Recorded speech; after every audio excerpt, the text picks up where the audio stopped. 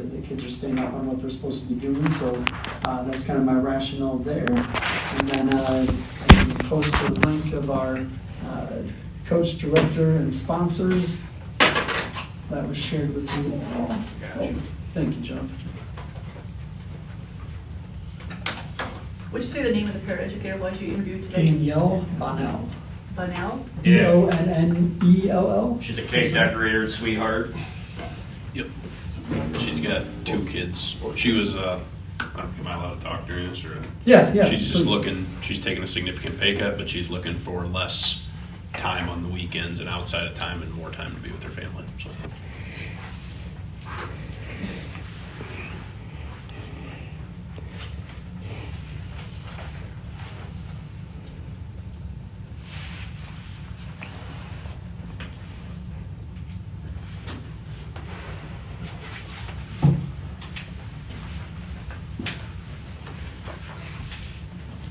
Recommendation, what, HDMI?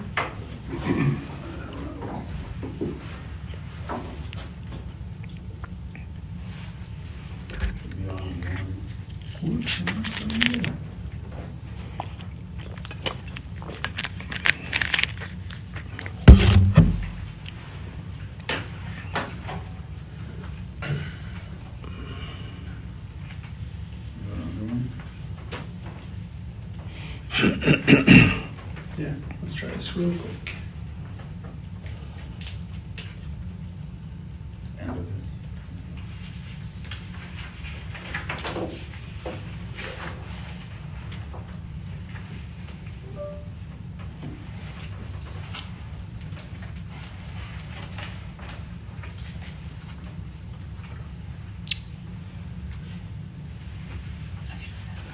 Okay, am I going to ask you? You just want to go over the changes?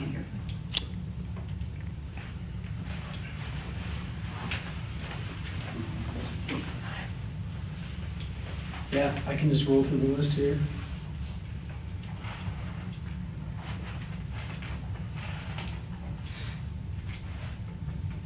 There we go. Good work, Mr. Creasy. Thank you. All right, just gonna zoom in so that everybody can see.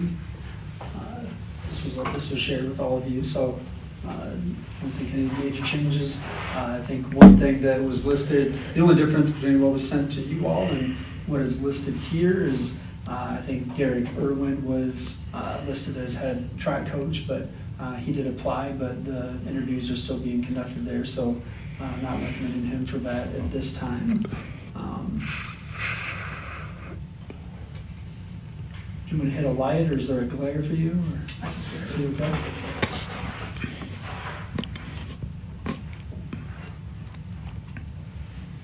Another addition that was put on there late today, I realized that Ben Sullivan wasn't on there as a volunteer high school baseball coach and volunteer high school football coach, so I stuck his, he's been doing that for a couple of years, but it wasn't listed on there, so I put him on there.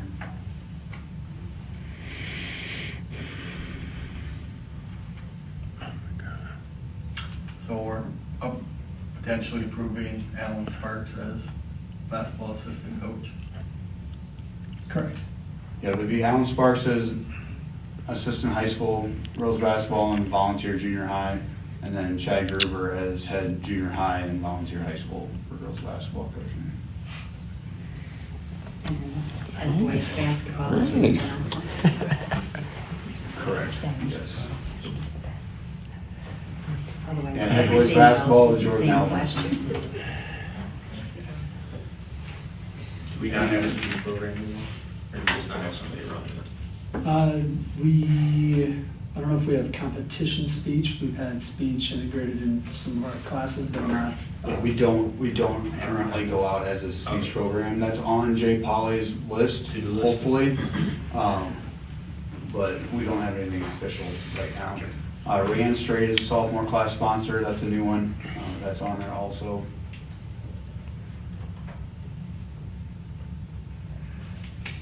Any questions? Is there a motion? Make a motion to approve personnel.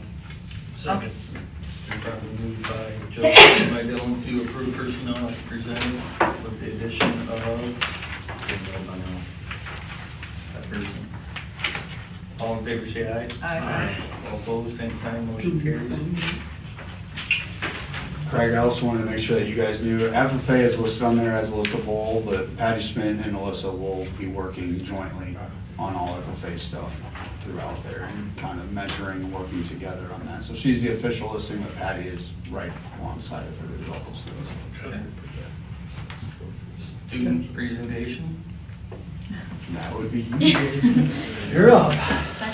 So Josie would volunteer to come in, well, volunteer told. Told. To present a little bit and then answer any questions that you guys have on our MLC program. You're good right there. So I did MLC this year for just to kind of find out what I wanted to do for college, because I was kind of between two things, and I was kind of just like placed at Smiles on Main in Makokata because I live there, so it was a lot easier to kind of go from there. And I started there, and Michelle Atienza and Buddy Atienza were both really helpful, and I got to shadow there, and I just got to watch like people get their teeth pulled out, got to watch some wisdom teeth get pulled out. I watched a lot of stuff there. I couldn't really do anything, obviously, because it's kind of a hard place to do stuff, so I got to watch a lot, and it definitely influenced what I wanted to do, because now I'm going to Kirkwood for demo assisting, because it mostly just confirmed what I really wanted to do, because I found a lot of joy in it, and yeah, that's mostly it. So, yeah. Very good.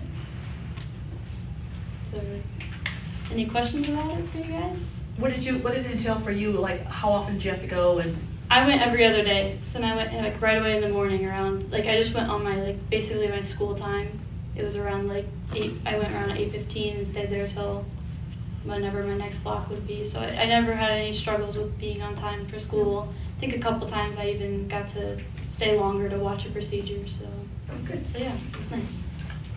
With all your friends and everyone else that's taking work base, what do you think the percentage is that it's benefiting and actually showing up and going to?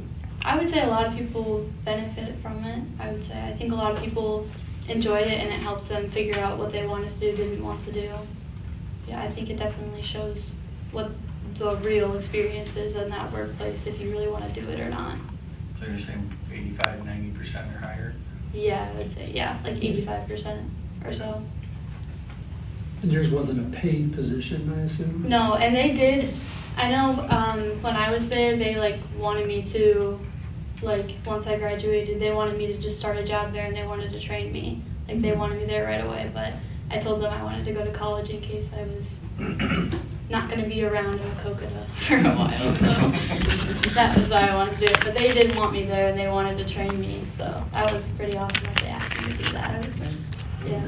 So do they fill out some sort of paper at the school saying that you, confirming you're coming and doing all these things and Yeah. returning it back to us, it's not just a show up and hopefully you're there? Hopefully they know I'm there, yeah. I think Keller, like, knew Michelle really well. Like, because obviously she goes to that dentist, so she kind of just asked her about it, and Michelle said it was good, and yeah. Yeah, Mrs. Keller connects with the people wherever she works at to get verification that they're showing up, they're doing a good job, if there's anything to work on them with, that kind of thing. Thank you. Yeah, thank you. Thank you. Thanks, Josie. I'm good. Go play Sneak volleyball. out for volleyball, go right ahead. Thank you. You're welcome to thank stay you. though. If I would, if I didn't have to play sand volleyball in the rain. No, you wouldn't. Thank you. Yeah, thank you. Presentation and renewal of risk management insurance. Thank you.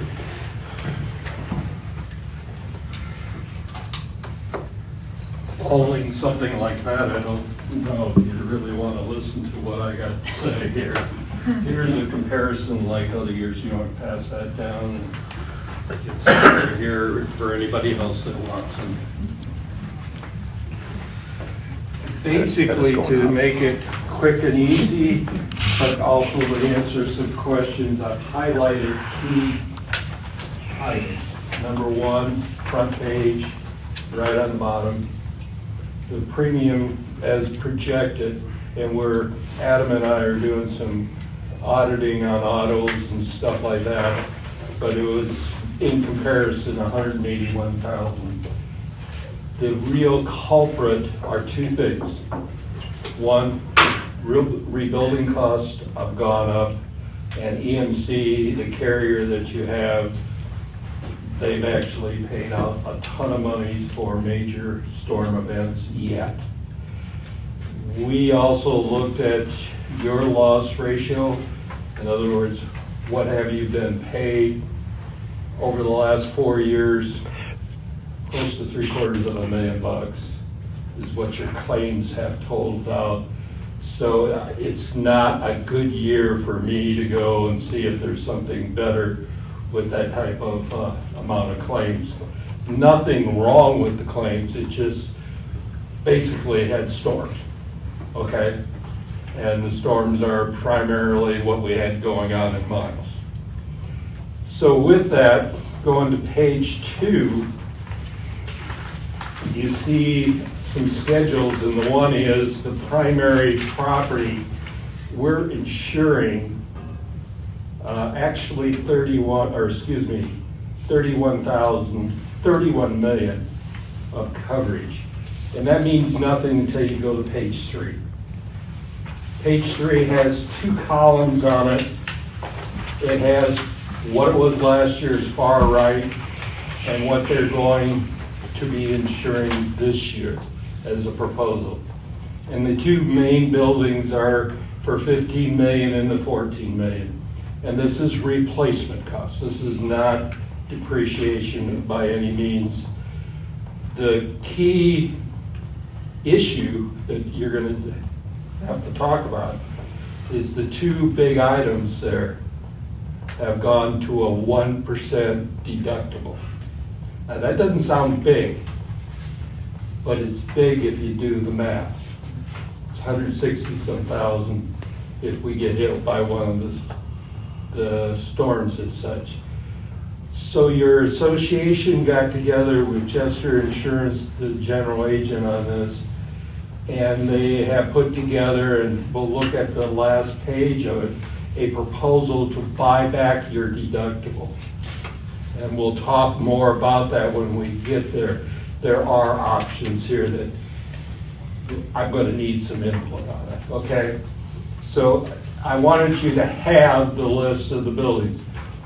Only 2 buildings, the 2 major schools, are the only ones that apply to that. The rest of them all have standard deductibles, replacement costs, and away we go, okay?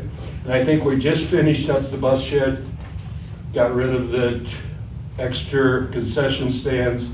So we did not insure at that value, but 90% of it to save you guys some money, okay? Going on, the second part, and this has nothing to do with, quite frankly, Iowa, your school, and that's liability issues. Things are happening, bad things are happening. I know when I came to see Adam, I had to buzz in places where I wasn't familiar buzzing in, and you're doing a good job to have all the security. But there are huge claims with incidents going all over the world, and it's right here in the Midwest as well. So that's been a dilemma to get the liability layers. We have gotten them. So we're back to last year's liability limits. And I'm going to go directly to the last page. And that's really getting into what we're talking about in liability. We had $20 million liability. We had to get more companies than just Employers Mutual involved in this. So we have a first 10 million with employers, then another 5 million first with employers, then a company called Old Republic, which is an A+ company, is taking on 10 million. But to get back to the 20, we needed to find another 5 in a company called Advantage. So we're at 20 million. Each has its own premium as such. To get there, that premium is on your first page, what it totals out. Because I'm going to give you the recommendation, don't cheat on liability, because if something happens, millions of dollars can go down the drain real quick as such. The second issue that we did some bidding on, and if you look at item 3 on the pricing, to buy back that 1% deductible, the premium on it is 16 grand. That's not real insurance. I need to clarify this. That's a risk sharing of the schools that are in Iowa, which right now amounts to 97% of the schools are in this plan. So we're not going to some shady type business in the corner of a bar or something. This is legitimate. And it's a 28E, is that right? Yeah. Agreement that you become a sharer. I will not stand here and say a year from now, this is going to be here. This is a 1-year deal, plugging a hole. That's all we're doing. Taking your deductible from 160,000 if you have an event down to 10 on the 2 major schools. Now there's an issue of budgeting and fund use, and I'm going to opt for you to tell us. That's fine. And the deductible would be like more like 340,000 in both buildings. If both buildings, yeah, it's actually worse. Right. Yeah. So with the funding, we pay for all this out of a management fund. It's allowable where if a storm comes and wipes something out, we pay for the damage with PEPO or 1% funds.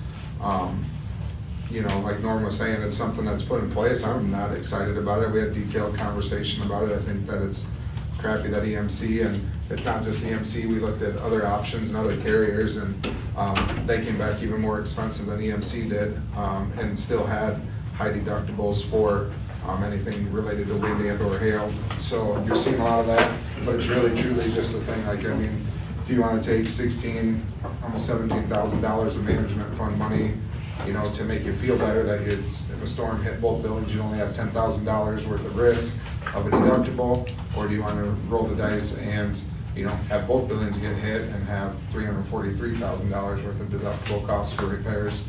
And since I've worked here, we've had one big claim, but it did happen. So a storm. Well, I've done the insurance for the schools, both schools, going way back. Yeah. You guys have a 4% loss ratio over 40 years. Yeah. You have not had claims. Right. But we weren't dealing with 2 multi-million-dollar school buildings that we are right now. And if you have an event just in one school, even though it could be 2, that's a lot of money to fork up. And that's not just the wind hail like we just had. That could be any kind of claim. It's going to be 1% of the claim. Now, going back to your buses, to the other buildings, they're all at their same deductible as they are last year. So it's only 2 buildings that we're talking about here. And then I did look into, and still will push the issue because I haven't gotten a clear-cut answer because the state hates questions that they don't know how to answer. But Norm and I were talking about like this, management funds used for, insurance premiums. But this 28E agreement's not technically insurance premium, but their lawyers were able to get it to be covered with that. So the one thing I looked into was like, okay, can Easton Valley either pay itself or, partner with like Andrew and Delwood and all throw in and have, our own thing. And I haven't got a clear-cut answer back on that, but we'll continue to pursue that option because if you could sit there and kind of pay yourself and have it sitting there for that, I'd rather do that than be sitting there paying $16,000 to fund Des Moines or Iowa City or wherever. But so that's the dilemma there, is there's not like a perfect answer to it. It's just the board's comfortability with which option to go to. Obviously, if you have it, you only have $10,000 worth of risk, but you're shelling out $16,000 in management fund dollars every year, or at least for 1 year. And when do we need to have an answer by? Tonight. Technically, we I have. mean, you have till the end, we'd have to come back and have a special meeting. You technically have to like, what, the 28th of June, they said? 27th. 27th of June, so. That's nothing that we set Storm up. protection. No, right. That's being jammed down our throat. Yeah. If we're gonna participate in this shared fund, it's gotta be signed. And this is typical of government sharing. We do this in the city marketplace a lot, where we share people. We share law enforcement, we share street sweepers, we do all this. This is not a new thing. And I think it's an answer short-term, but that we need to visit every year. And what we were talking about, you know, having a side fund, funding it ourselves with our own size schools, that's going to be, in my personal opinion, a lot cheaper long-term if we could do our own thing. So where's the money go for this? It all goes into and managed by the School Board Association. It sits there. And then if any school has a claim, we call it a claim, or they have an event that needs to be paid down on their deductible. Now keep in mind, EMC is the primary coverage. So you burn down a school and you need 16 million, they're going to pay the 16 million minus 160,000. So they're only covering the deductible. That's all that's being covered. So if this goes to the school board, I'm assuming the association then writes the check to that school district to buy down to the 10,000. So is the money relative to each school district, or is it flat? Pardon? Is it a flat amount, or is it relative to the size of each district? Actually, the It's a statistics, percentage, yeah, I mean, because it's different, I mean. it's different for every school district, because you had, one of yours was only $3,800, Yep, and we're charging 16. It's based on the volume of dollars going in at risk. yep. And if at the end of the year there's money there, what happens? Technically, bylaws of this agreement says it rolls forward, Yep. okay? That also is, does everybody sign this agreement for the next year? What if it goes in the red? Yeah, I'm not gonna say this is perfect by any means, but it is trying to solve something that is a bigger exposure than I think the school district should have. And you said 97% of the schools in Iowa are participating in this? Yeah, As we know it today. yep. For this coming year? That statistic is saying EMC is insuring 97% of the schools. Primary, doing the primary. Yeah. It's to be determined after the 27th, how many school districts Are doing actually this funded. Deductible rollback. Yeah. It's too bad that we don't have a little flexibility of doing our own thing outside this, but right now, we don't have a definitive answer from the people in the know, okay? I really don't have an answer on that. So I'm saying this is a 1-year deal. If we were to go with the three of us putting into a little fund, do you have any dollar amount that we'd have to throw in, or where we think No, I to mean, make? it'd be something similar-ish, but I haven't looked into that much. I really don't think they're gonna let us do it, that's why I haven't Okay. pursued I would it just- too much. Because the problem is it's management fund money, and you'd be taking management fund money and then essentially repairing buildings with it, they don't allow you to do it. However, there is That's gray the area with issue, this. That's is the- what they're allowing you Yeah, to spend they're the money. technically allowing it on the bigger scale things, but they want to give an answer on if just schools could do it on their own, so I'll keep pursuing it, until they give me the green light, it's not really worth putting a lot of effort into, because I have a funny feeling they're not going to let us. Well, the trend line is if we can share, they like to share, but they now have a structure of the schools in Iowa. That's the sharing group. Yep. Could we share with our own little group within that structure? That's to be seen. It's I kinda think like- that would be smarter in the long run. Yeah, and it's kind of like health insurance, health insurance, there's all sorts of health insurance that we have in the past taken, advantage of where they've had like this grandfather's pool and it's all schools, but then if you just say, hey, we want to go, us, Bellevue and Macokota, they don't allow it. So it's probably somebody's not making as much money behind the scenes is what I would say, but. Not to counter what you just said. Yeah. This particular agreement has no profit motive in it. Right. I just want to Yeah. clarify that. Right. This is just risk sharing and nobody's making a dime out of it. Okay?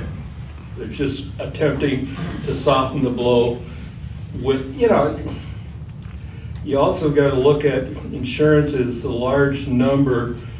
We're spread 4.5 miles between your two major schools.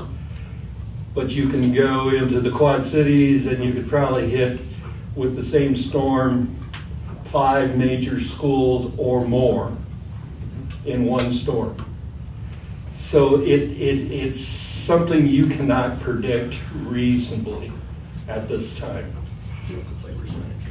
Yeah. Do they let anybody into the group then? I mean, any schools, No. or do they look at your risk? You have to first be an EMC to qualify to be in this agreement. Which would be most of them. It's 97%. And that other 3%, I have the list that aren't in it. They are schools that have had issues. That's what I was wondering, if they look at how many claims. No, they're not letting somebody that's got a major event that they didn't properly insure. No, none of that is going on. So if I'm hearing you right, we really don't have a second option tonight, except for doing. I don't like coming and saying that, but you're So right. opening ourselves up to a ton of risk. You have 2 options, you Well, either that's have for the the coverage fund. or you don't. Yeah. Yeah. If you're a risk taker, Chris is going no. And I agree with you because I've been in the insurance business this long, and that is a big hunk of money. It isn't like it's $1,000 higher deductible. I mean, it's essentially, if there's not a catastrophic incident, we're not covered for anything. We pay it ourselves. Yeah, except if you Up had to an that event, like we just had, $160,000. you would So how much- probably, How much did that cost, the event that we just had? Are you talking about the roofs? How much the that roof cost and us? all that, Yeah. we were probably 700,000 of your claims. Yeah, but, I mean, that was insurance money. No, I It know, cost that's us what I our mean, what was the deductible. total, what was the bill on that? What's that? What, the bill for the? what I was can't the total share, cost? I'm including all claims, but I think the buildings was like 680,000, all the buildings. That's 70,000. Does that sound right with you guys? It does. Yeah. Okay. When I say loss ratio, that's also auto claims, work comp, and work comp I can't disclose. The individual and stuff like that. So EMC has gotten, or has paid this district a lot of money in the last 4 years. But I can't share right down to the penny what you are at risk. And I don't think we should either. And as we write insurance, and I'm sure everybody has had this happen, if you own a house or anything, the last 4 years have not been fun for anybody with any company because they've all lost money. I think they've turned the tide. We've seen some auto carriers now gone down to 2%. One has a 10% reduction in premiums. I think they passed the bar, but 80% of the risk pricing is set by the international reinsurance companies, not EMC. If you want this much insurance, we got to spread this around, and that's take it or leave it environment is what we're in right now. Doesn't feel very good, does it? Is the 16902, is that pretty digestible by our management fund? Yeah, I mean, even with the renewal and what's our management fund, even if we didn't levy any dollars ever for our land management fund, I mean, you have 8 or so years worth of money in there for sure. I mean, Well, my thought when you came to these meetings, you usually brought a check with you. Used to. us. Used to. What happened to those days? Used to. And we got too many young faces here. There were some years 15 grand, 20 grand. You are in a risk-sharing group. If they have good experiences, and I can tell you firsthand, the same company insures the city of Preston, and I delivered to them, I believe, $9,000 this year. The cities are making money. The difference being, quite frankly, is when we talk liability, schools are being sued a whole lot more for big bucks than the individual cities and governments. That's not a scientific answer, that's just my gut reaction. But I can tell you firsthand, City of Preston got a nice check. And other towns too. And it's set up to do that yet, Chris. Right. If these 97% of the schools have a good year, we don't have storms, there will be money coming back at you. It's not definitely all for profit there. I make a motion to approve storm protection fund resolution. Second. Properly moved by Joe, second by Walt, to approve storm protection fund resolution, exhibit 4 as presented. Any discussion? Seeing none, proceed to vote. All in favor say aye. Aye. All opposed, same sign, motion carries. Yes, you have to approve, or if you wish, approve number 8 too. Renewal. I make a motion to approve renewal of risk management insurance. Second. And properly moved by Joe, second by Dylan, to approve the risk management insurance. Is there any discussion? Seeing none, proceed to vote. All in favor say aye. Aye. All opposed, same sign, motion carries. Thank you. I do appreciate the business, and we'll work with you as much as we can here. I don't think you need me around anymore. No, you get out of here. We appreciate you coming. That's a requirement. Gonna talk cell phones in a little bit, I'm sure you've got some. I'm getting a little old for this. Thank you. Yeah. Yes, you got it. Number 10, overview presentation of ED summer school. Yeah, so just had a couple of questions come my way and thought it'd just be good for the whole board to hear. So we're just gonna spend just a few minutes talking about our summer school program. We are continuing to offer that this year. Mr. Daniels agreed to just kind of share just some brief details as far as what the schedule looks like, who the teachers are, what kids are invited, what the programming looks like, morning versus afternoon, and I'll maybe share a couple thoughts, but then open up for any questions that you might have. Sure. I'll start talking, you guys tell me if you have questions in the middle. So this year we have about 35 kids signed up. We have 4 classrooms with a teacher and associate in each room. We have a kindergarten room. Our first and second grade rooms, we have 2 and they're kind of blended. I think, don't quote me on exact numbers, but we had about 5 second graders and about 14 first graders. So those 2 rooms are kind of blended rather than having a big room and a small room. And we have a third grade room with about 10 kids in it. Process for signing up for summer adventure before the end of the year. Basically sent out a spreadsheet for teachers kindergarten through third to put recommendations of any kids that needed that. All kids that weren't meeting benchmark were on the list, as well as anyone that teachers identified could use some extra supports in literacy or math in the summer. I basically had a couple headlines for teachers to fill out, like reading skills to work on, math skills to work on, any other skills, and then just notes about the kids. So that's kind of like how kids got signed up. I think we had about 60 kids that teachers signed up to begin with. We then sent letters home to all the families to fill out yes or no, and then transportation and all that good stuff. Amber Sheremy lined up the transportation. So one of the things we had to work through this year, in the past, summer adventure workers had driven Suburbans back and forth to different towns and picked them up. Amber had something in regards to having to take trainings or something like that. So this year we basically have a bus that goes around and picks all the kids up with, I think Roy's driving, don't quote me, but I'm pretty sure it's Roy that's driving it. So in terms of the teaching part, again, teachers had that spreadsheet with areas to identify that teachers had listed. So the summer adventure teachers were given about $75 to spend on any materials, curriculum, things that they needed.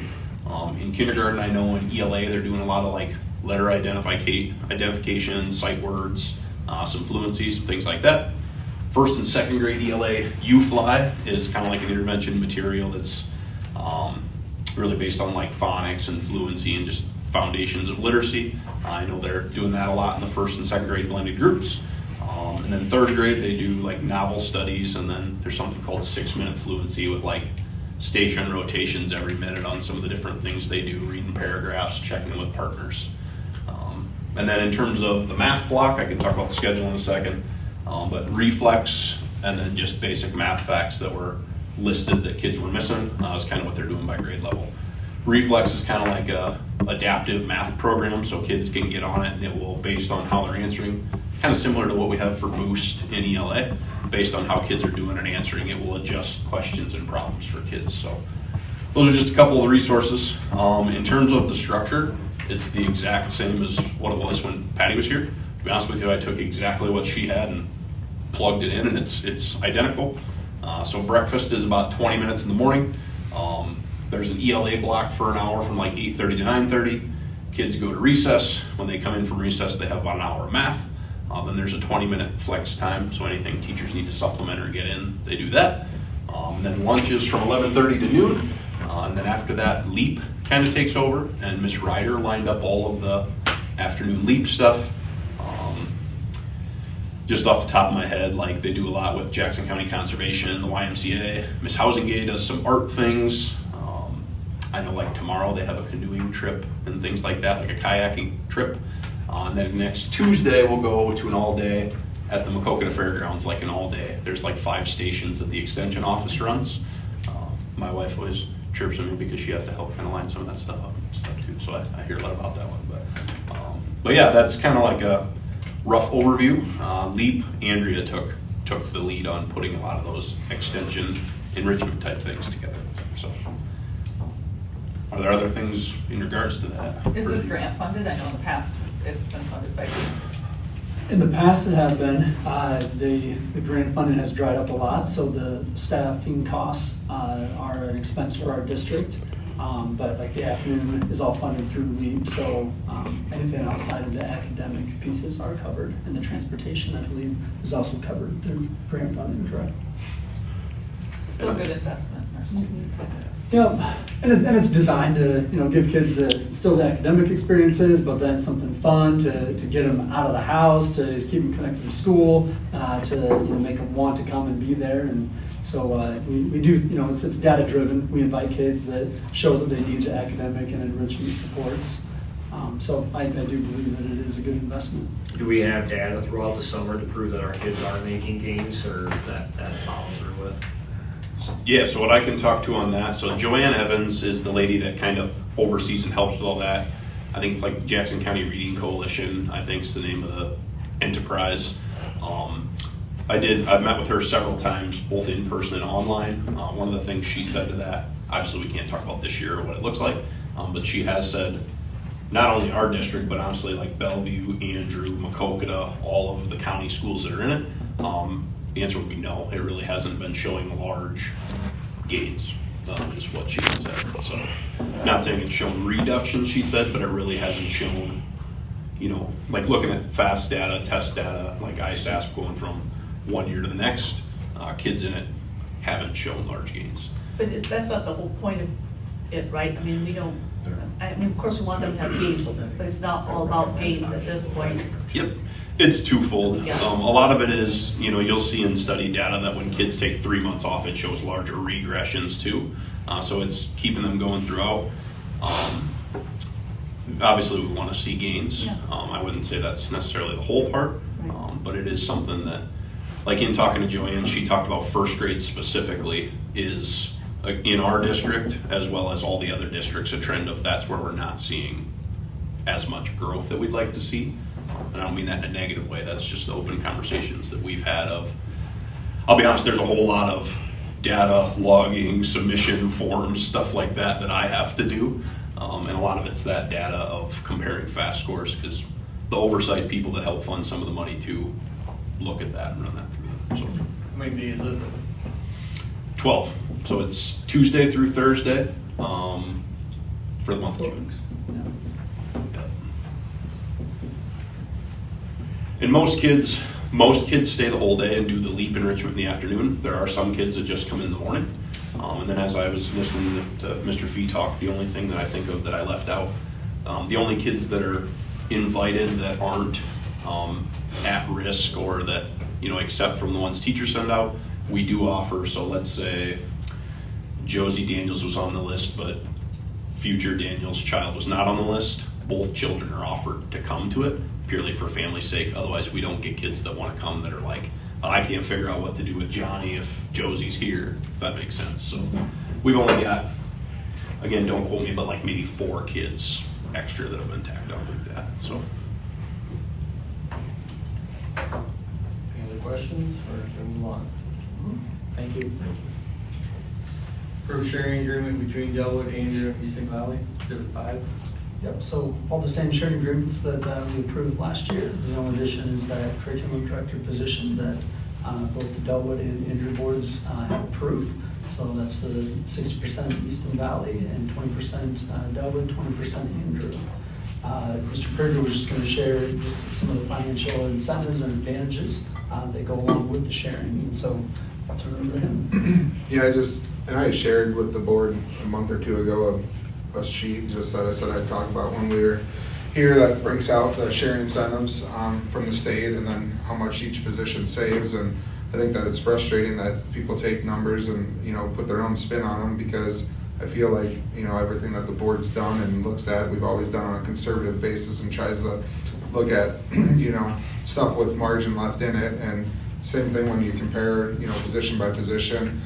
We looked at what an average school would pay for that position that's our size, salary and benefit wise, and then compared it to the cost that Easton Valley assumes, plus the operational sharing money that offsets it even further. So just a synopsis, and then like I said, you guys all have a sheet that breaks it out in the detail of salary and benefits, but I'm just going through position by position, and some of it you'll see when we look at is because there's more weighting. Like superintendent gets 9 kids, where a lot of the other positions gets 4 kids back from the state. So Easton Valley for savings compared to if we had our own in each one of those positions based on an average cost per like-sized schools, we save $94,937 on the superintendent position, $45,377 on a business manager, $8,875 on a tech director, because there is no operational sharing with that. It's just something that we share to split up the cost of him.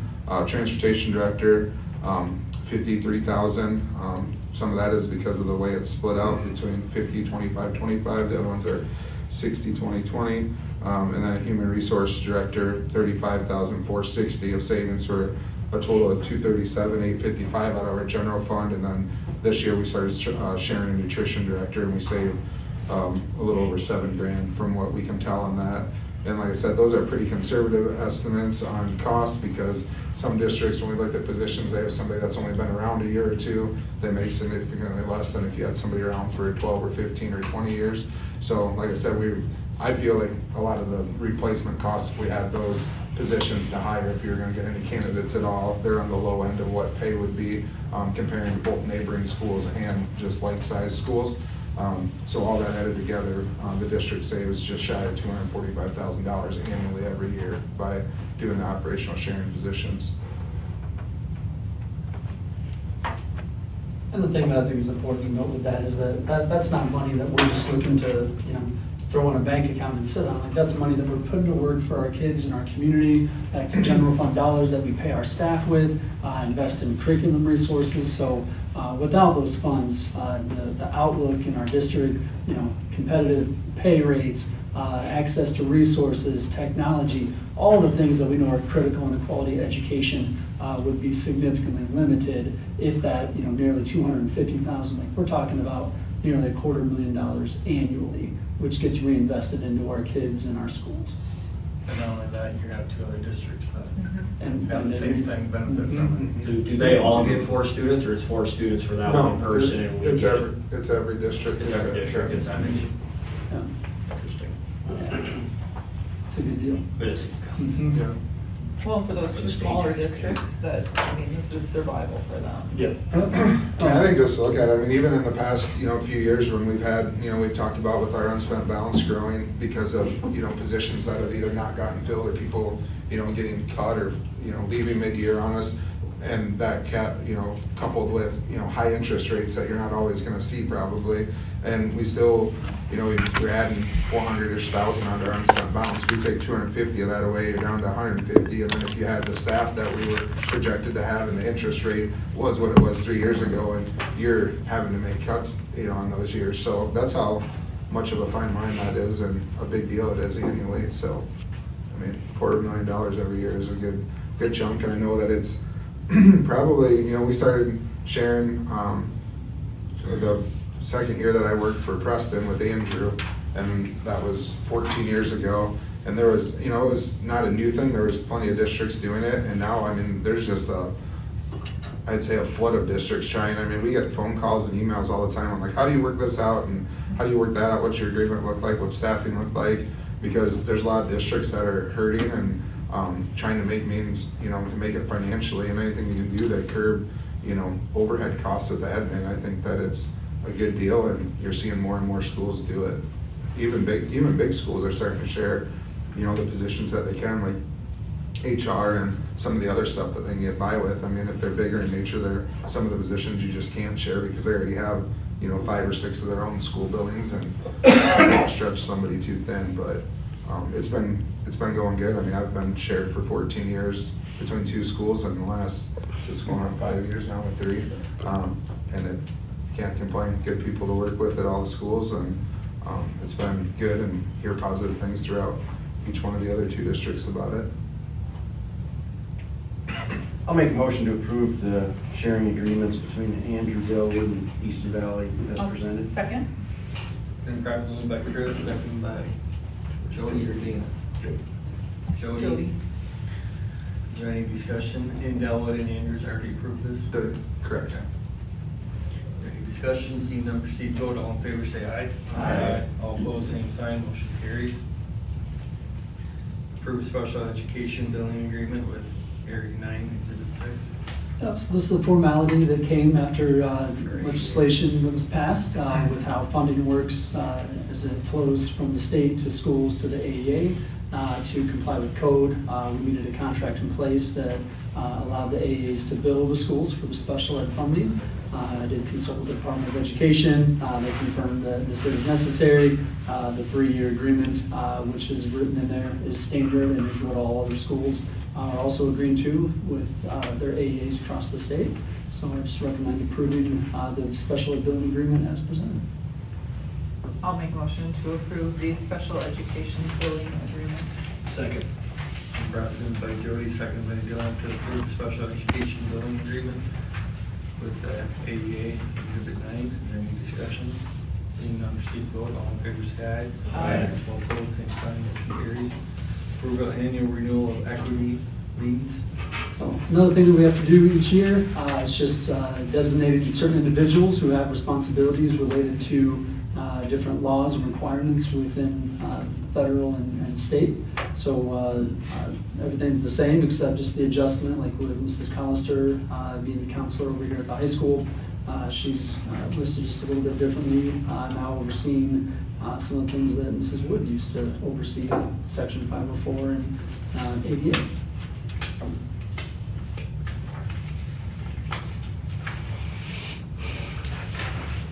So motion to approve. I'll make a motion to approve annual renewal of equity leads. I'll second it. Properly moved by Dylan, second by Walter, to approve the annual renewal of equity leads. Any discussion? Seeing none, proceed to vote. All in favor say aye. Aye. All opposed, same sign. Motion carries. Approve authorizing the superintendent or president to approve payments of warrant prior to June 30th. So, yeah, this is the annual thing that we typically do for any bills that come in after this meeting before the end of the month, which is the close of our fiscal year. That allows us to pay off those remaining bills and close things out for fiscal year 2025. This is something that Kathy does. Oh, did you motion? Yeah, I was ready to be done. You're good. I'm I'll ready second. to. Been properly moved by Joe, is there a second? I second it. Joe, Thanks, Joe. seconded. Doesn't matter. Any discussion, proceed vote, all in favor say aye. Aye. All opposed, same sign, motion carries. The first reading of cell phone policy 509.03. Is that in the motion, Joe? Nope. What? All right, so we are required to adopt a policy on cell phones. The state did issue guidance on what they rolled out as their model policy. The policy that I'm recommending tonight follows their model policy with a few tweaks. In their model policy, they roll out a couple of options. Basically, the options like the flexibility is up to district's discretion to determine if they want to ban cell phones completely from their school or if they want to just ban them during the instructional day. New state or instructional time. New state law does require cell phones to be banned and not be in use during instructional time. So that would be time when they're in classrooms under the supervision of a licensed educator. So what that does is that opens up flexibility for local districts to determine if they want to allow students to use cell phones like during passing time, lunchtime. Those would be the two primary times that kids would be allowed to use them if we allowed for that. The additional stipulations within our new policy also states the consequences of using a cell phone, which includes first offense would be the phone would be confiscated by the teacher, taken to the office, and the student would be allowed to pick it up at the end of the day. Second offense during that school year would be taken to the office and would need to be picked up by a parent. Third offense would be the student would have to physically check their phone in at the office upon entering school every day and picking it up when they leave school at the end of the day. We also expect that in July we're going to bring procedures back for our handbook because we also believe that stipulations need to be put in place for staff to, number one, enforce these policies and just boldly stating in there that disciplinary action will be taken for staff that do not enforce the policy. And number two, modeling the policies, having expectations in there that staff also, teachers shouldn't be on their cell phones in the classroom during instruction time, just like students shouldn't. So that will be an additional thing that I anticipate will be approving in July. So I know that there are some thoughts between how much discretion we allow or just banning it all together. So I wanted to hear your thoughts. Define instructional time. In a classroom, in academic learning time. It So at is the end of the day, defined. if you're in, get time to work on whatever, last Oh, 30 yeah. minutes. Nope. It's It's they're a bell under to bell. supervision. When they walk into a class period, when they walk in the room, that's instructional time starts to when they leave that room. It's Guys, not, are it's not being supervision followed. licensed. And we Yeah, can that's say what we I'm have saying. that, but it's not being followed. I contacted 10 parents. How long did it take you to This- get a this- response from your kid? I'm just saying that we Gotcha. need to do it. I just think Yes. it's there, I know it is, and I think it's up to the teachers, and I don't think the teachers are doing what they're supposed to be doing. I agree. And that's 10 why parents Mr. I talked to, all 10 of them said 9 to 10. If they contacted their kid within minutes, they'd have the answer. In the past. That's not something- Not under this Yeah, policy. that's why Ms. Fee talked Yeah. about two new staff things when we bring that next month to are disciplinary actions for teachers that don't either confiscate it themselves, turn it in, call us to go get it, that allow that to happen, because that is a huge issue. So you're saying bell to bell now, it wasn't bell to bell. So so when I say bell to bell, it's it's not 8:15 to 3:15, as written right now.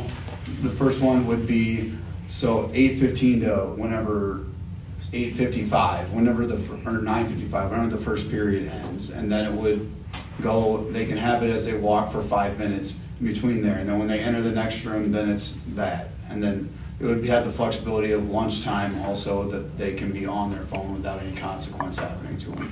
So it's more of a teaching them the time to use that, but holding them accountable for all that time. When you walk in a classroom door, it's gone. I think- So I think that's we- as written, and of course, now it's up to you guys to help figure out whatever you want. I think we need to revisit this, because I think this is a huge, important issue for the mental health of our children. And so I think we need to have a bell to bell, which means from the time they come to school, maybe at lunchtime they can check their phones, and then they don't have to get to the end of the day. Kids need to be kids, they need to learn. Joe and I discussed it today, there's, I mean, having it in between classes doesn't do any good, because then they're not. I think you're gonna have tardy issues. You're gonna have kids getting on their phone between blocks and they're not gonna make it to class, because now they're on their phone checking stuff and answering stuff. They're gonna be late.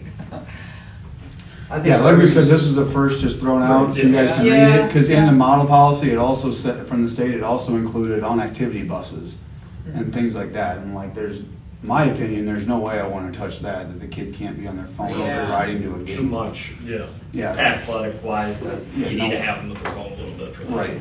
And I know Yeah, when- sorry, Chris. Well, you're on 2-hour bus drives to. No, I was just saying, I like what Dan is saying there, you know, like, as far as curbing even more. I think your bigger challenge is gonna come with enforcing it with the teachers. Because I mean, I got I think as staff, you're gonna be able to set it up to put enough teeth into it to make the students respect it. Your challenge is gonna be Yeah. forcing it Yeah. to make the teachers comply. No, your challenge is gonna be some of the parents. Either way, Right. but I think you need to meet it head on, because, I mean, yeah, I'm sure some of them. We got a couple parents here. I think it's I'll good. open it up for you. I agree with Dana, Yeah. absolutely. You know what Bell I to think? bell. I would absolutely agree. I know when Joe and I went to the ISB conference out there, there was, I don't know what, Dallas Center Grimes. Dallas Center Grimes. They were talking about, like, even at lunchtime, like, they didn't allow, I mean, it was bell to bell, nothing at lunch, and they said, you know, for the first couple of weeks, it was pretty quiet, but they said it was amazing how after a couple of weeks, that the kids were actually conversing back and forth without their phones. They said it was eye-opening, it was amazing to see the actual person-to-person communication that was going on. And I think that is a phenomenal thing, and I think that's something that. And the way Dallas Center Grimes went about it, they use it as attendance. They have a pack on the back of the door. When you check into that classroom, you slide your phone in your attendance for that class. So they let them carry their phone with them. They have them in the room if you're going to pull that safety card, which I think is kind of BS. And with our SRO and the stuff we have in place, but when you leave that phone, you take it out, you go to the next one, you put it in. So they do get to carry their phone. They do get that little sense of comfort that they do have it. And then the teacher that I ended up emailing from there, they have it facing forward so they can monitor if kids are listening to something on their phone. If they're playing on their watch, they'll see their phone light up and stuff like that. So they use it as an observation tool to make sure that nothing's going on inside the kids' pockets. I mean, I think it's a lot easier to back a policy like this off instead of halfway enforce it than try to take it another step and endure more pushback. I think it's easier to get the pushback out of the way. And if we see that we are overstepping our bounds. I it's do easier think to it'd be back. advisable for all of the staff to read this. You brought your copy too? I did. So my niece is out in Des Moines at Hoover, and their school did it, they've had a full entire year of bell to bell. And some of the things that she has told me was, let's see, for one, their attendance has all gone up in the school. For every class, for everything they have going on, their attendance has gone up by 5%. They have more books checked out from the library this year than the last 10 years combined. Anecdotally, she said it's a complete shift in culture, more joy, more camaraderie, and way, way, way more learning. Autonomous School had a 60% decrease in failing grades compared to the first semester of 2024 when they took phones away. I have lots and lots of statistics. But the other thing too, if I found here somewhere, it talks about the teachers, and they have in their Hoover School, they had a 64% increase in liking their jobs because the phone's going away. I just think we need to, I don't want to be like everybody else. I want this to be a movement where our school moves kids to become kids. You know, not just a cell phone policy. We need to take away, they can't have their watches on them, they can't have any type of stimulation that's going to take away from their learning environment. And I think we really just need to look into this and see what we can do to save our kids. I would agree, and I think in that book too, it talks about, you know, each, like, whether it's their watch or just their phone buzzing in their pocket. And I'm pretty sure it's that book where it talks about that statistic and how, like, just that buzz, like, it completely shuts down their learning for, it was minutes. And it was like, wow. You know, I think about it too, like in my day, you know, I always have a watch, I have a phone in my pocket too at work, and that's like, yeah, I can easily chew that up in my own world too, so. Yeah. Is there a way that we could set up a committee to have this looked at prior to the next meeting? Sure, If we, I guess when you want this in place? by the next meeting. I would say, no later than July. Because it'd be nice to see us get the younger kids involved too. You know, even in elementary school, this isn't a high school problem, it's an elementary And if problem. you start it early, when they're not Yeah. used to, when it's not their left arm yet. So we did. Real, I can go ahead, Allison. I was just say real quick if I can throw in, so I went over our handbook stuff and started doing it the other day. Elementary does read like no cell phones. Last year Patty had added watches before I came, so that was added. To be honest with you, from my perspective, I agree with it all completely. I think tightening up with both kids and adults is necessary. And then one of the things, to be honest, I think we'll have to combat out the gate is more of, I know the parents try to get a hold of the kids through the phone. And They sometimes do, people that's get, true. And that, I think that should be put in the policy that you're expecting. that's something that I added and highlighted was parents need to get a hold of their kids through the office. Yep. And I think that would be one of Yeah, I was the reading a bunch of battles, you know what I mean, out the policies. gate is just making sure that they know office and not, you know, it's the two-way street type thing, but that's Yeah. my 2 cents. But Okay, good. There you go, the office.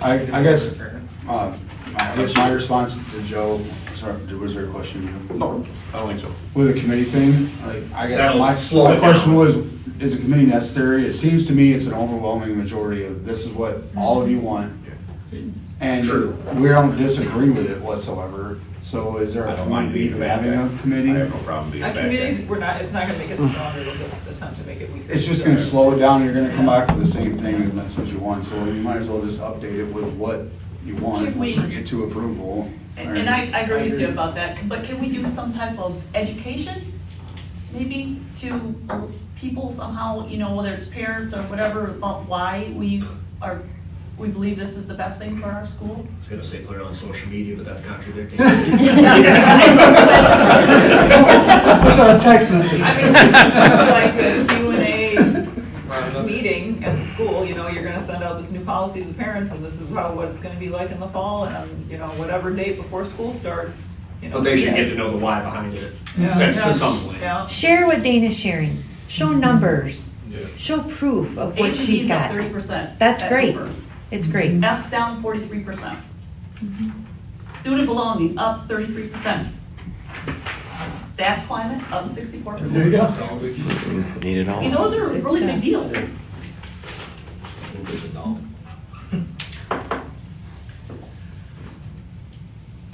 So do we need to amend this tonight, or we just? I'll do amend it to vote? reflect what I heard from No. you all, and we'll bring it back for our final reading in July. So the But motion table. yes, I do think it would be a good educational piece. Approve the first reading. First reading with. By with- beginning of the school year. Yeah.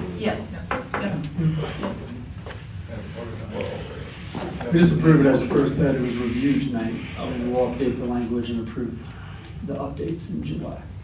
I wish I had to do over again, because my kids wouldn't have had phones until they were I at agree. least 16. Yep. But And it was more. they got them at 12. Well, it was more Ashley, I don't think the boys were kind of late. Yeah, to you're a lot right. of the social Celia media got theirs stuff. at 12, and Peter Parker got theirs at 14. So is there a motion to approve the first reading of cell phones with adjustments? at the I'll make next that meeting? motion. Second. Been properly by Chris, second by Dylan, to approve first reading of cell phone policy 509.03 with possible changes at the next meeting for second reading. Is there any discussion? Seeing none, proceed to vote. All in favor, say aye. Aye. All opposed, same sign, motion carries.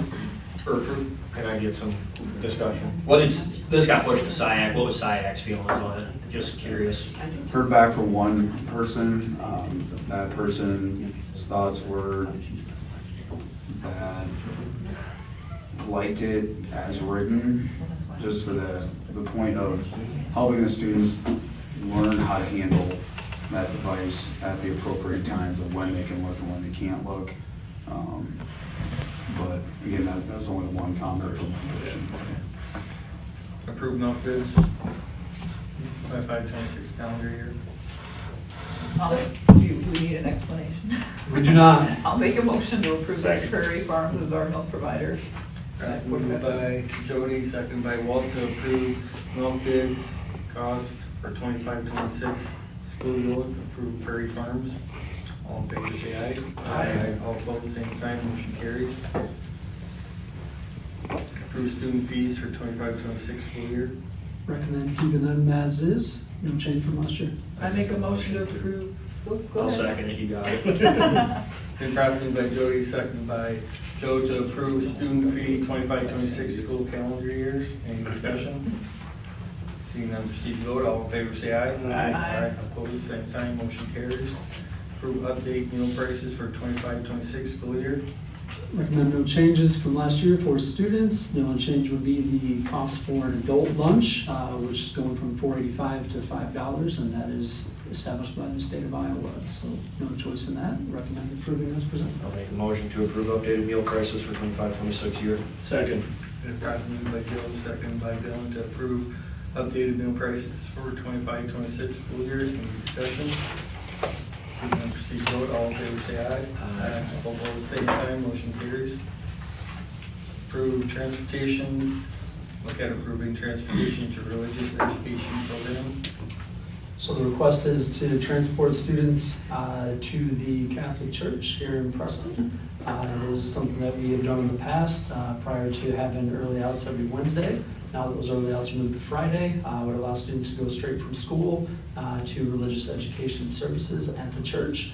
I did speak with Amber, and she said there would be some things that she would need to figure out, making sure that she has room on the bus and everything like that, but it wasn't a concern.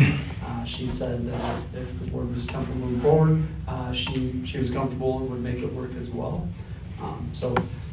The only conflict would come, we can't pick and choose, like we couldn't honor this for one church and not another, or this group and not another group. We don't have any other competing interests, so I don't see it being a problem. If we did have competing interests in the future, the worst thing that we'd have to do is revisit the plan and say, hey, we can't accommodate this group, so we can't accommodate that group, so we could retract if we had to, but I don't think it's been a problem in previous years when we did this, and I don't foresee it being a problem this year.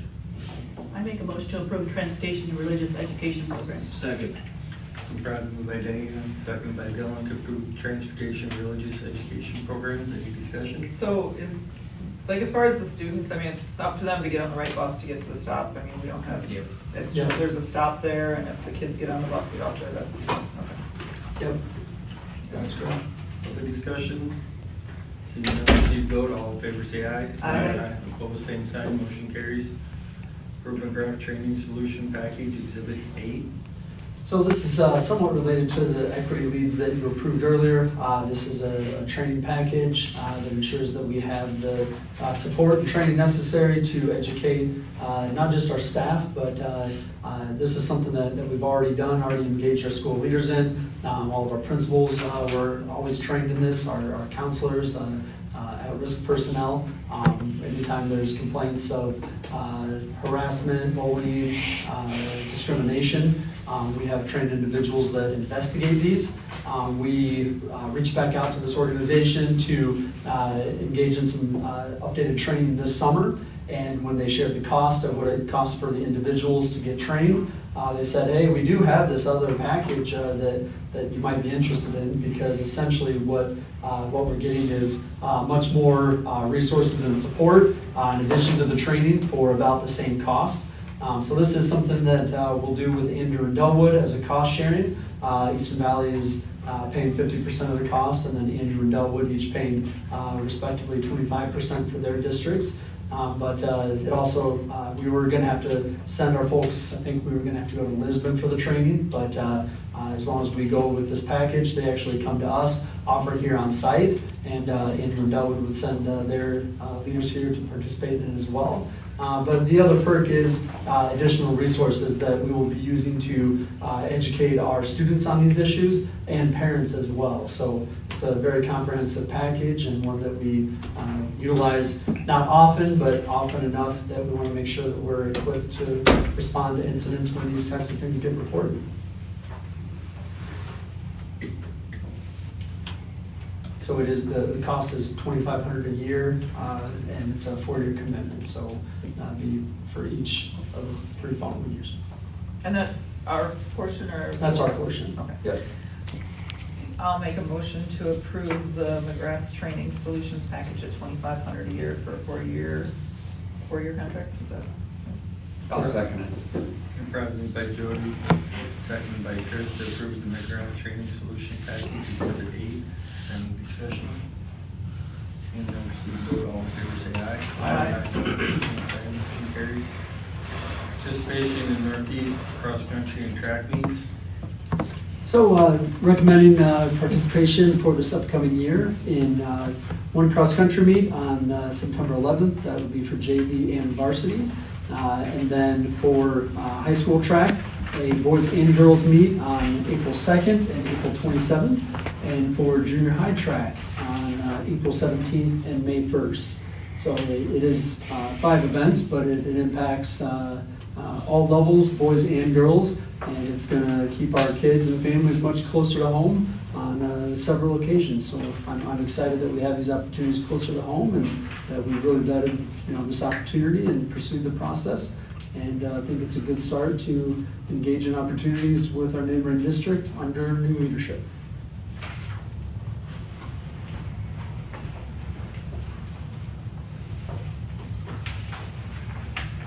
Questions or concerns?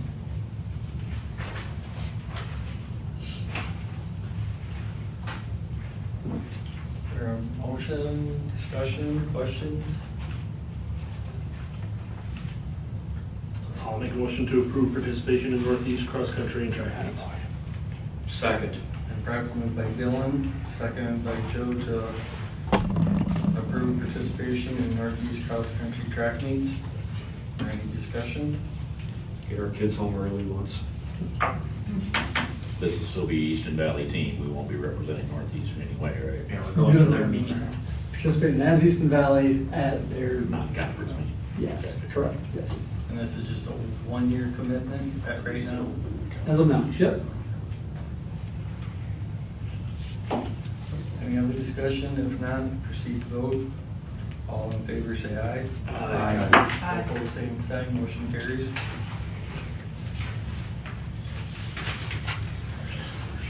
Administrative reports. Okay, All right, so I just had, Same time, I didn't see that. Bread prices. Bread prices for bread for next one. Go ahead. yeah, I just thought I'd update you guys with some of the things I've been working through on the summer. So first thing I kind of had listed was scheduling. I'll be honest, some of these things are in limbo with teacher contracts just came in. I've got a mock-up of a schedule, and I had sent out before the end of the year to teachers like a feedback form. One thing that I have to keep in mind, like you always want feedback on how we can do things better, but I always tell teachers, like, I'm looking at the whole picture and trying to fit everything in for everyone, and sometimes I think people get in their lane, like, I want this, and I look at the whole building. So sent out a feedback form, and I'm trying to apply some of those things to a master schedule for next year. We do still have a music teacher opening, so I might have to change some things and get creative with music depending on what happens there. But some of the things I thought I'd update you guys on in terms of like intervention structure, worked with our interventionists in depth. We're still going to have a 30-minute rotating cycle across all grade levels and just kind of focusing on where the need is. So we had 6 hands on deck for that intervention time. One of the things we found, for example, is last year's 2nd grade class, next year's 3rd grade class has like 26 kids with less needs, whereas we have a 3rd grade class going to be 4th grade with 45 kids that have more needs. So kind of shuffling where the needs are there and being flexible. That's one of the things that we're working on. Another thing to update you guys on would be, it's called M-Class Interventions. So on that interventionist note, working with interventionists, teachers had a lot of autonomy and with the interventionists on how to supplement kids that were missing deficits. And teaching staff and interventionists have really been pushing for it. It's an addition to the curriculum we bought last year. And what it does is, like, when kids are progress monitored, it actually spits out what groups a kid needs what intervention and gives the intervention and how long. So hopefully that's something that we're going to be looking at next week. One of our interventionists is on vacation, but we have a Zoom meeting. And Mr. Fee gave the autonomy or freedom that if that's what we want to do, we have the flexibility to do that. So some things we're looking at there. Some other things structure-wise we're looking at is preschool. You guys are probably aware we have 3 teachers for next year.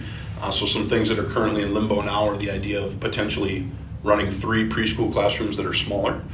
So last year we had 2 classrooms, but they were busting at the seams, for lack of better terms, almost full. And when you get 3 and 4 year olds mixed into 2 big rooms, even when you try to put more adults in to support, it sometimes gets more difficult. So one of the things I'm looking at is doing 3 smaller rooms, where we'd be talking about roughly 12 kids in a room at a time instead of 20. So some things there. That'll, again, depend on some staffing and if we can get some associates hired and whatnot that are good for those positions, because we can't put a teacher in a room with 12 kids, 12 preschoolers without any support. So a couple ideas I thought I'd update you on there. The other thing I had listed was core class changes. So we had a conversation on coding. As you guys know, last year Code HS was something that was asked to use across all grade levels. We are going to kind of cut that from kindergarten through 3rd next year. And instead of having that coding time with, I think Mr. Fee talked about the law change. Originally it was looked at all grades, now it was changed to 1. So basically what we're going to do is take that coding time out, and I'm hoping to supplement that with a math intervention in the lower grades. So our lower grades get an hour, whereas our upper grades get closer to an hour and a half with the blocks in our 4 through 6 wing. The curriculum prescribes an hour, so it'd be nice to get that 30-minute intervention block specifically for the younger kids that's set aside. Whereas in grades 4 through 6, they're still going to be able, with the hour and a half, to adjust what they're teaching. They may do an hour of teaching and then a 30-minute intervention in that same block, if that makes sense. So that's a switch we're looking to make there.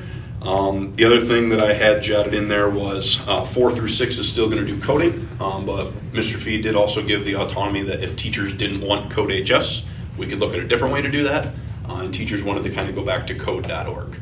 So one of the things I'm going to allow them to do, I did talk to Mr. Sycamore, because what was originally laid out was trying to connect across all the grade levels, like getting Code HS in the lower grades so they could build on it in high school.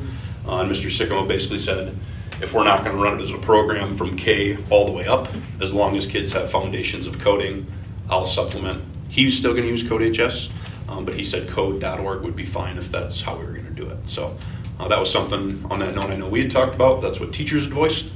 So that's something I'm trying to work in to the schedule as well. And then the other thing that I had jotted down, this was some feedback that came into teachers' feedback form. Last year, Mrs. Deutsch pushed into classrooms to teach 20-minute Leader and Me lessons once a week to every grade. One of the things I'm looking at, and a couple people voiced in that feedback form, just having teachers teach the Leader and Me lesson. Some of this will also depend on our at-risk position, if we, what applicants we get if we hire that position, looking at supports in the building. So we may pull Mrs. Deutsch out of teaching those lessons, have teachers teach those lessons. To be honest with you, that was also, Tom is the guy's name, our Leader and Me implementation coach from the company, Franklin Covey. He kind of talked about teachers buying into the lessons and what they're teaching as well. And he said a lot of schools are moving to the model where similar, they have a counselor that pushes in and does it, but they're moving away from that and moving towards teachers doing that. So one of the things I'm looking at is pulling Stacy out of teaching those lessons and then having teachers teach it for those couple of reasons. Are teachers going to have PD time to get caught up with the Sure. stuff they haven't been doing in the past couple of years? Yep. Or last year? So in terms of PD, so last year we had letters training, and that took a lot of our PD. I think I've talked about that before. This year it's going to be like an extra stipend, so I've laid out like a progression of how long it'll take, and then by this date you should be here, by this date you should be here, but that's opened up PD. So to answer that without rambling all night, Joe, twice a month, roughly speaking, unless things come up, teachers are going to have an hour and a half with their grade level partner to collaborate on curriculum. What are kids getting taught? And then I'm going to allow, obviously ELA is going to be a focus, but math and Leader and Me too. And the hopes is that year after year, that's a building process, right? Like we're getting everything supplemented, because if you're just teaching word for word from the curriculum, it's not as effective as, hey, this is their curriculum and this is what I can cut here, but supplement here, and giving them time to do these things. So that's kind of what we're looking at there.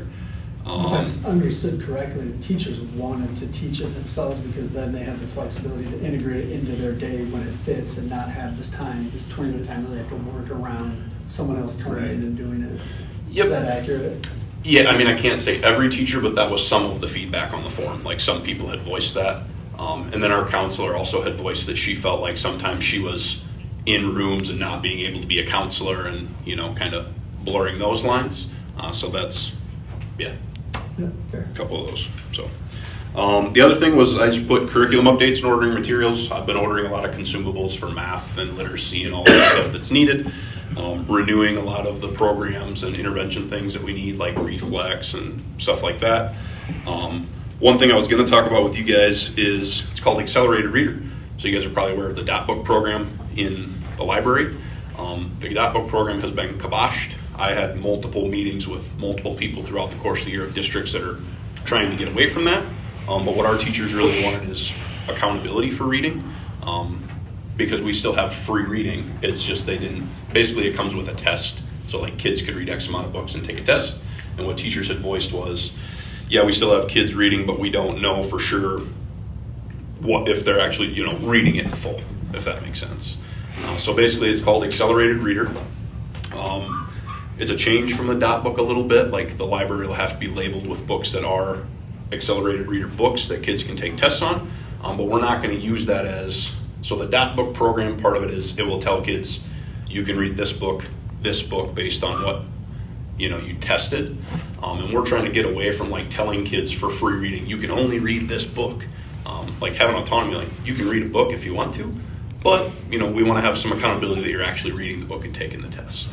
So basically the model that we're going to move towards is still supplementing. Accountability is important too, right? Like there's an element of that, but it's also not feasible to say, hey, Mr. Fee, you tried to read this book, but you didn't pass the test, so read that book again and pass the test. Basically, studies have shown with everybody that I've worked through that that's not effective in teaching kids. So we're cutting to the chase. We're getting what's called Accelerated Reader. It connects with FastBridge, which is our progress monitoring tool.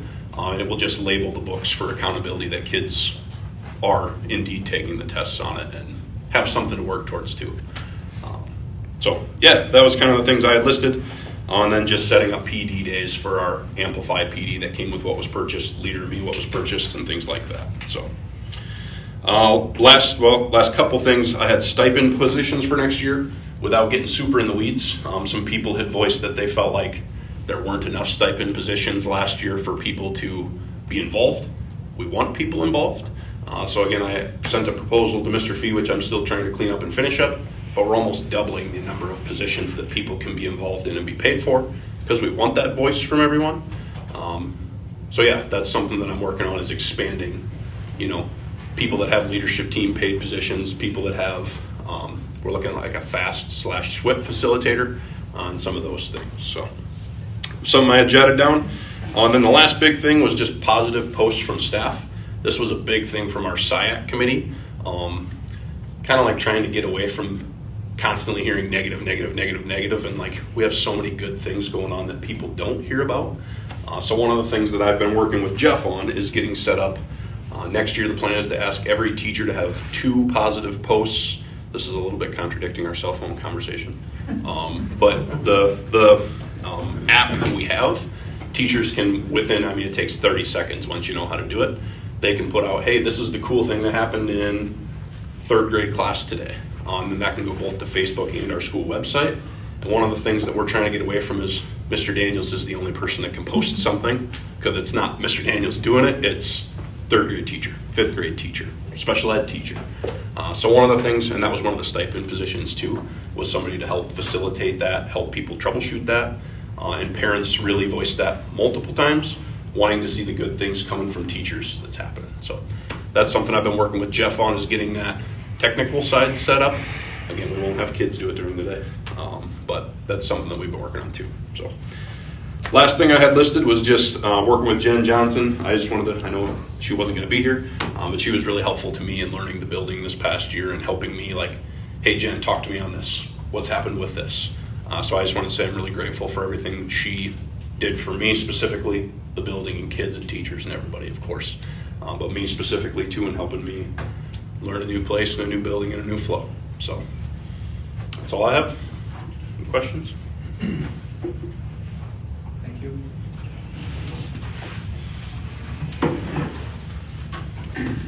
All right, I don't have quite as much as Austin this time, but Performing Arts Summer Band has started a couple weeks ago, so we've had lessons on Wednesdays throughout most of the day. Miss Deemer's been here doing some small group and individual lessons and things throughout the day. Ms. Larson has updated the paint just this past couple days actually on the sign up front. So if you drive by or walk out of there, that it definitely pops a lot more than it did before. So she's put a lot of time in that the last few days. Business department had a big shoe collection that they've been doing all spring. Those shoes have finally gotten picked up, thank goodness. There's a lot of shoes that were hanging out in our hallways in her room over there. So those got picked up on Monday, I believe. Athletics, baseball right now is 5 and 6. Their postseason brackets actually came out today. Nobody knew they were coming out today. They just showed up at the end of the day. So it's really early for that, but they did for 1A and 2A. So we got a 3 seed because we're 5 and 6 right now. We had a fairly tough beginning schedule. The schedule lightens up a little bit later, but we get to drive to Traer to play Cal Wheat. So that's a good 2-hour plus drive. So yeah, the other crazy thing is, gotcha. Junior high baseball is undefeated. Yes. Good job, coach. But anyway, the 4 teams that go to Traer to play are, Traer obviously, us, Cal Wheat, and Prince of Peace. So it's a long haul over there. And so I already told Blake that said the only thing you got to do is, I know this is a Geno's town, but you got to check out Pizza Palace. It has amazing deep crust pizza, the best taco pizza I've ever had. Like, so I said, you got to work that into your trip over there if you're gonna go in there, because that's where I will hit up before the game for sure. But anyway, yeah, it's a long travel over there. Hopefully 2 times, once on Saturday, then once on Tuesday. I'll be able to play. Yeah, junior high's done amazing there too, so they're still rolling. Softball's 1 and 13, but they picked. I know Nick talked about them. They seem to have very positive attitudes. Talk highly about it all the time with that stuff. So yeah, they are very young. They're happy to have a team of our kids that interact there. They picked up their first win on the 10th against Starmont. So that was. I think they came out not knowing quite sure how they won, but very happy that they won with that one. So it's been fun to hear the stories of softball each and every day, and the bruises of people coming back the next mornings. What new injury Nick's girls get every day with getting beat on as a pitcher. Yeah, she's out for a bit. Elise Knudsen came with a massive bruise on her shoulder today too from some kind of diving, but they've had a good time with it. So again, they're improving, getting better. It's good to have our own team there. Off-season stuff is underway weekly for football, boys basketball, girls basketball. I know boys said they've had some really good turnouts there on their open gyms. I think one's approved now tonight with their new coach. I think he's planning on meeting with kids on Friday. I heard girls basketball's had nice numbers as well. I think we had 15, 16 in the weight room this morning, and then the same amount at open gyms, and camp went amazing. So yeah, good things coming there and getting ready. Football's working out in the mornings as well. Academics, all the kids' schedules and individualized, detailed ISAT scores were all sent out to everybody at the end of last week, so everybody should have received those. I've been just working on making changes or fixes based on calls or emails that I get over the time, so that's kind of nice to do too, and I can hit them out, knock them on a couple at a time instead of having massive piles of them to do once August hits, so everybody should know where they're at based on those things. Custodians have been really busy here. They're doing the deep cleaning of all the rooms here in the high school first, and they're bouncing over to the elementary. I think Rick's gone next week, so their plan is to send a bunch of people to the elementary to get started on the rooms that they can. But otherwise, they usually hit the elementary in July when the summer school stuff is over there. But again, they've been really busy at that stuff. One specific teacher action was Poster, our science teacher, is taking part in a 3-week study at Iowa State. I'm not sure. It's sometime this summer. I can't remember if she's there right now or if it's down the road. But it's in conjunction with the Iowa DOT and the Iowa State's Institute for Transportation. There's an invite for physics or physical science teachers to apply for this 3-week deal up there, and she got selected, so she's taken up on that. It's a paid position for her, I believe, or at least I'm sure she gets something for her. She gets a room to stay in, whatever else. So it's not any cost to us whatsoever, but it's a good experience for her to kind of branch out and expand who she knows in the state and get some other experiences there. I've been working with Erica Felke on planning professional development and focus areas next year, specifically digging into the data pieces of ISAT scores and how we're going to improve those things, and and get wrapped around our curriculum tracking and those kind of things. So Eric and I have been talking daily on those things. We're also going to plan on, or I am planning on doing a Staff of the Month recognition. It includes support staff and teachers all the way through starting next year, so it's not a vote on thing or whatever. I'll split them up throughout the year, and then I'm either gonna have a board with their picture on it or cycle it on the TV. I haven't really figured out for sure yet, but that's gonna happen next year too, just to kind of pump teachers that way. I've seen a couple of really neat options at some different schools. One, DeWitt has one right outside their gym that has a huge picture of the teachers. I think it fits their space, but I think if we put that big of a picture of our teachers up there, it would scare themselves walking in there. But we're gonna do something like that just to help with those things. Have updated bell schedules for next year, so I shifted some times a little bit. So basically it makes it so classes get out like on a time that ends in a 0 or a 5. So like 40 instead of 43 or whatever, so it's even times or whatnot, so we can figure out, it's just easier to track that way. And then just shifted some other minor things around. But again, that's been done. The last thing is, our SIAC meeting was going to be tonight, but it got pushed till next week, so we're going to do it next Wednesday instead of tonight. How'd that thing go with the graduation gown? One of the seniors maybe started, or somebody did anyway, where you can return your graduation. Riley Gillen was the one that started that for NHS project. I haven't heard a report back from Riley. I see her, but I never remember to ask her about it. Did she have many turned in? One of the issues that we have come up is the stoles all have the graduation year on them. And you can't just buy the stole, of course, because Justin's wants to make their money and whatever else. But so we have to, it's still a good idea and we're still going to do this. We just got to find a way around something like that if there's a piece of that happening. Right, there's got to be some options. We can put something on it or whatever to help cover that. But yeah, I'll check in with Riley and kind of get back to you on that. Yeah, I'm just curious. Yeah. It was good. I thought it was a good idea, but I suppose it. Absolutely. Yeah, they're going to find their way to make their money, and that's one of the ways for sure. All right, just a few fairly brief things. One, job postings. That's a concern that came to my attention in the last week or so when in talking with Kathy.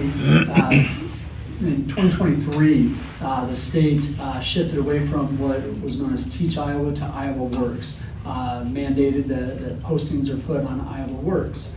About halfway through the school year after it was implemented, they said, we recognize that this is horrible. It's written into legislation, so we can't change it. It's still required, but we will open up an opportunity for you to also use Teach Iowa. After talking with Kathy about some of the issues with the postings, she was locked out of the site. She couldn't get in. It locked her out. They had to update the site. I think they're doing maintenance or something, and then she got locked out, and then they got her back in. All of her stuff was deleted, so she had to go back in and manually load it all. So her and I talked briefly, and she's in the process of going through the training to also use the Teach Iowa site. Even after the stuff got reposted, I just got contacted yesterday by an applicant who was trying to apply for the instructional coach opening and sent screenshots, and they sent it to an employee in the district they know who forwarded it to me, and it just showed no matter what they did, it wouldn't let them proceed. It just kept spinning. So we it's pretty regular that we have to say, oh, just email us your resume and all your information, because getting it uploaded and then us accessing it from the Iowa Works site is always a challenge. So that's a workaround that we're pursuing. Facility improvements, we improved a master facility plan. I'm hoping that we have some more substantial updates in July, but I do plan to try to get our committee together to, number one, confirm plans for pursuing the finances that we would need to move forward with the first phase of the project, and then also just educate them on the steps that would need to be taken by community members to start proceeding towards opportunities that would make that master plan achievable. And then last, just wanted to share some things. I had questions from board members in the last month about achievement data, and I know a number of different things have been shared in the last month or two. So I just wanted to share data that I shared with our staff at our end of the year meeting. So hopefully the TV's cooperative here. Mr. Cruzy, I don't know if you had any magic or know what you did that made it work. It should be on one. Yeah. There we go. All right, so.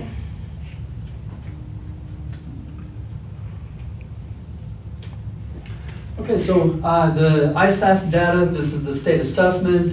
Students at the elementary take this in 3rd through 6th grade. The ISASS data is probably the most impactful data point that's used in the school performance profile. And so what I have here are our performance, our proficiency numbers from the last 3 years, so 2023, 2024, and then this year, 2025.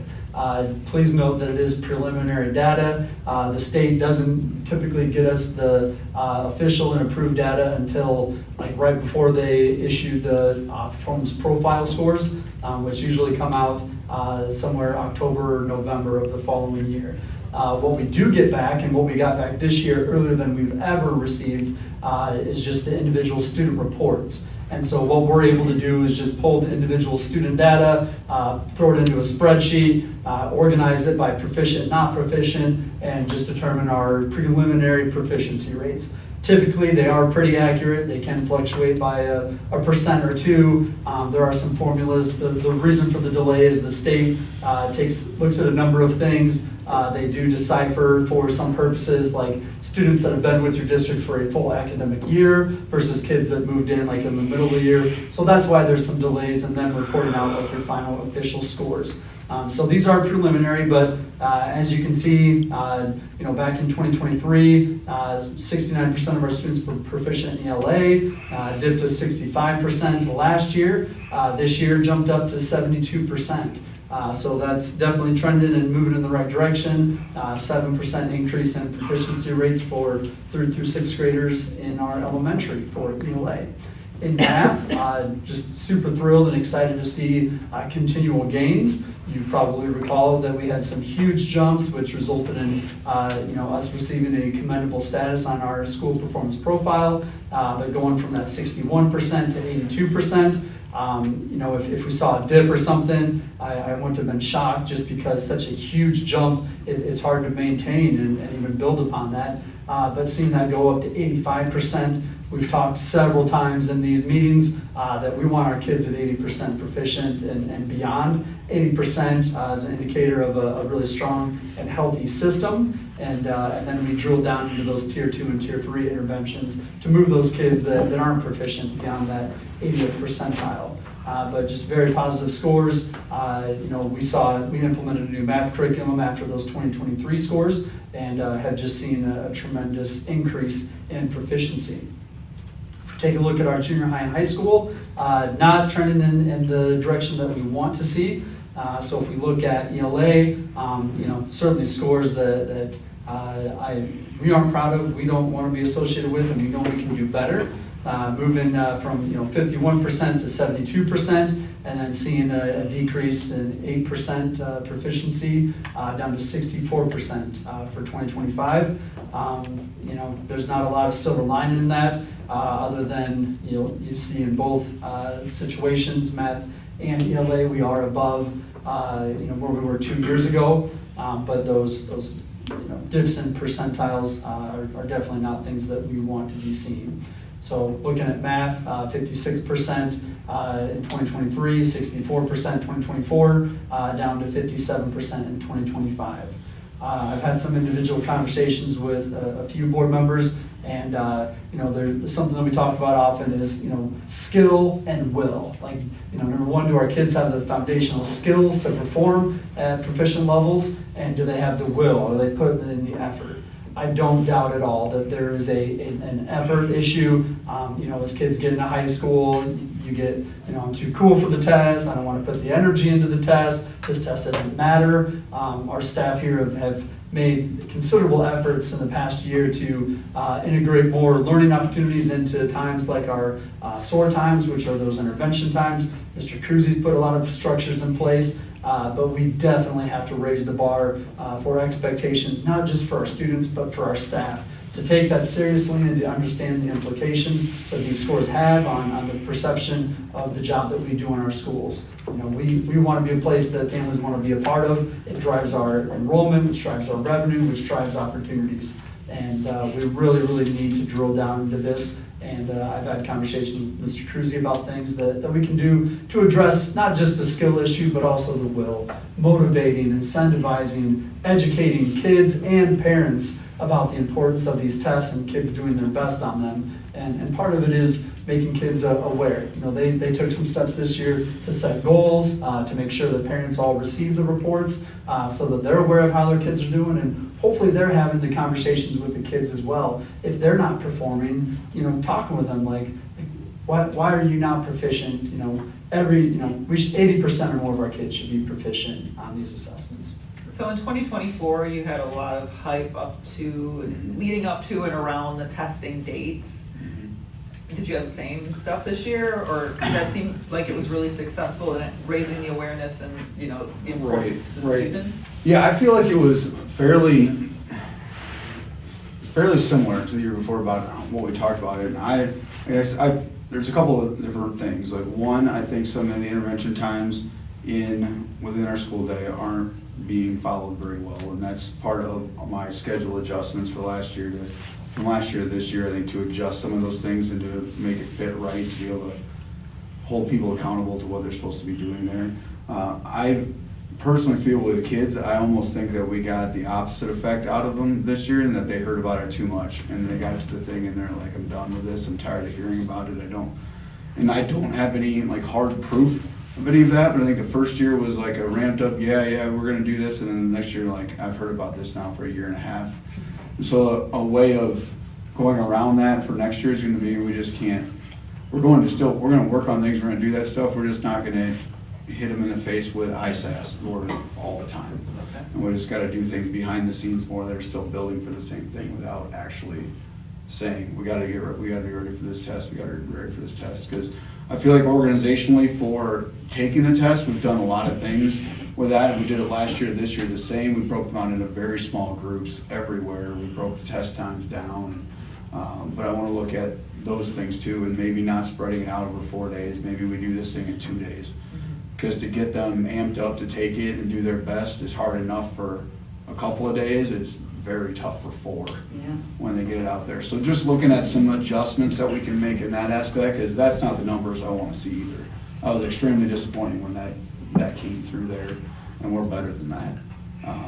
But it's students, but it's also a lot of staff and how we're approaching some things, and that buy-in with that. And Erica, I think, is going to be a big playing factor into.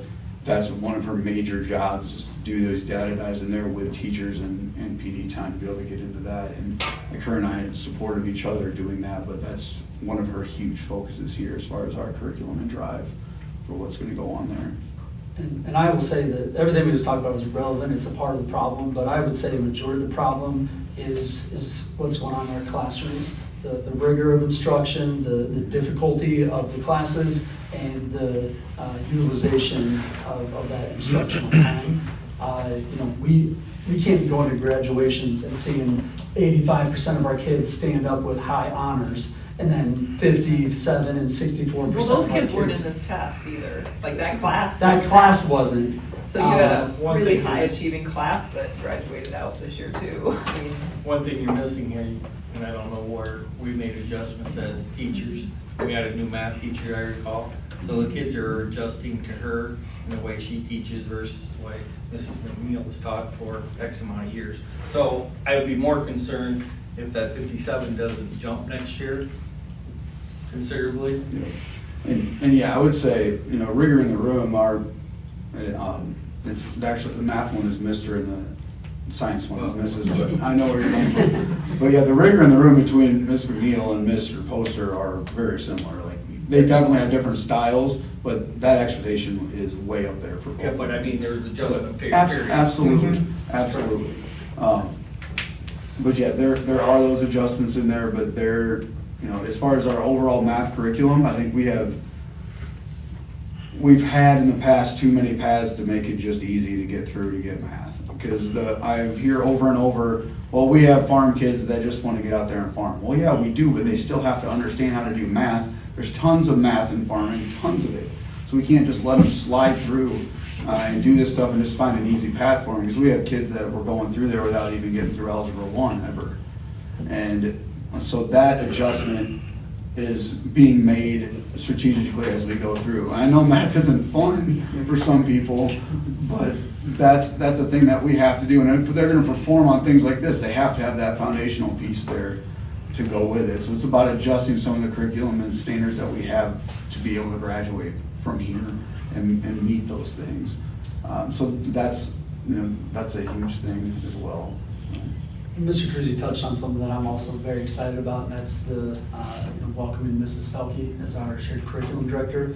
So we have structured things so that she is going to be serving not only as our shared curriculum director, but also as our instructional coach in the junior high and high school. One of the reasons why we're structuring it that way is because of the alignment between instructional coaching and helping moving teachers forward in their practice, to move kids forward in their learning, but also these three key elements which are at the foundation of the curriculum director's work, which is not just curriculum, but it's this integration between curriculum, instruction, and assessment. So we have these standards that we have to teach and kids have to know, and then we have instruction to help them learn it, and then we have the assessment to ensure that they learn it and they know it and they demonstrate that. And it's this cycle. And so Mrs. Felke, with her expertise and her focus here in this building with coaching teachers and helping to make sure that they have the right tools, that the instruction and matches the rigor in the standards, and that the assessments are also challenging kids and ensuring that kids are proficient in their day-to-day work to ensure that they can perform at the end of the year assessment. There are enough hours in the day for her to do all that? She's as well equipped as they come to do it, so. Anything else for your report? No, sir. Set next board meeting, date and time? I believe the next board meeting time would be set for July 16th at 6 p.m. in the elementary.